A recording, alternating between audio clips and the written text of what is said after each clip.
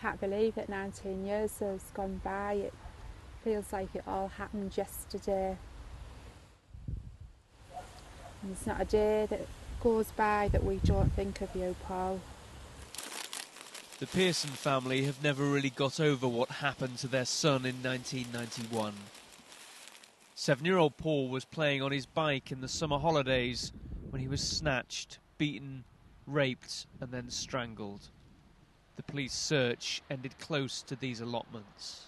It was hit another child and another family to go through what Paul and children before Paul went through at the hands of this person, if you can call him that.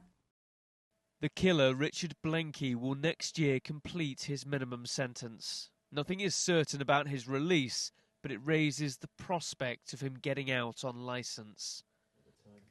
Back in the 90s, Blenkey was only prosecuted for murder. It took precedence over his sex offences. It means now he wouldn't automatically be put on the sex offenders register.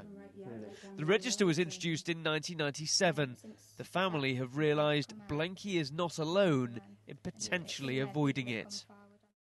The Home Office say offenders convicted of specified sexual offences prior to the 1st of September 1997 were added to the register if they were in prison or subject to a supervision or community order on that date. That leaves a small minority of offenders who were out of the system prior to 97 who wouldn't have been added.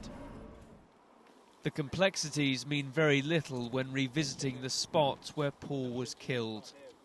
They do so to tie a ribbon for the anniversary of the murder, a tribute the people living here in Saltburn started back in 1991.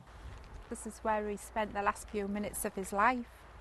I just only wish that I'd been here for him that day. But this is where I get the feeling of him most. If their son's killer was ever released, they know Blenkey would questions whether he was on the register or not. But they believe every possible measure should be used to prevent any chance of reoffending. Tom Parmenter, Sky News, Cleveland.